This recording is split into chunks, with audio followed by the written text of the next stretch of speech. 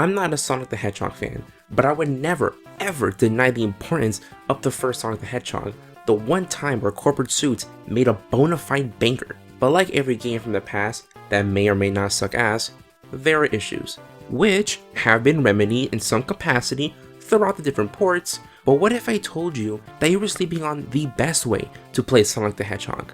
The port that made this classic a perfect game that will be remembered throughout history. And that version of Sonic the Hedgehog is... what the... get that shit out! I'm sorry.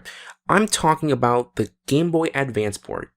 Look, Pim, I know it's our job to help this guy and everything, but I think this guy's a lost cause. He's obviously made up his mind. Why don't we just cut our losses and get out of here? Cope. Not only is this Sonic the Hedgehog, but it's Sonic the Hedgehog Genesis, the real beginning of the franchise, the superior port. This is made true even before you play the game. This is the Nintendo DS intro. This single screen shows that Nintendo has made a port so great that it's ahead of its time and being played on a console before its time. Licensed by Nintendo is a seal of quality that only Nintendo can provide, because has Nintendo ever really screwed its fans over? Of course not. It's not made by Sega. But Nintendo is a team player and gives credit to the company that made the inferior port. But what about the game itself? How is it the superior port that we all slept on? The game is ahead of its time and the most consumer-friendly game that has ever existed.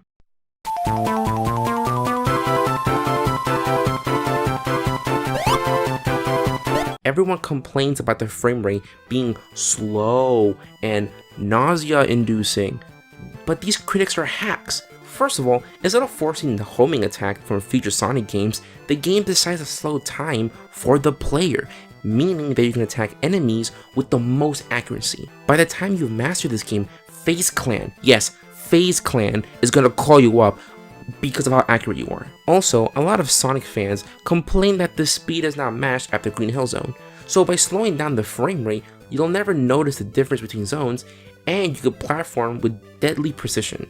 You can even use these drop-in frames to decimate bosses with ease, so the game is pro player and probably the best way to speedrun the game. Furthermore, I mentioned that this game is the most consumer-friendly game that has ever existed, and that is 1000% accurate. If you suffer from motion sickness and are strapped for cash, playing the game from purchase to the boot up screen will lead to a full refund not even a day after purchase. Who needs a 15 to 30 day return policy when this game guarantees a refund from the get-go? This means that Nintendo cares for the Sonic fanbase, and ergo Nintendo does what Sega don't. The final but most important reason as to why this port is superior is hands down the soundtrack. I mean, I think the Green Hill Zone theme is a certified hood classic, but Nintendo's offering a new and fresh take on the iconic soundtrack.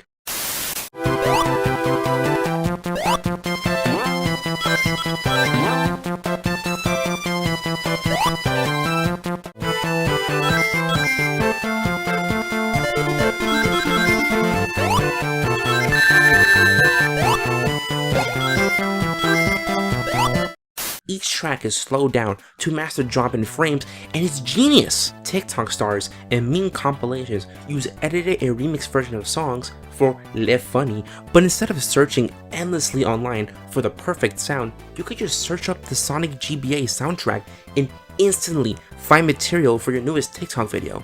Nintendo thought so far ahead that you can become the newest viral sensation.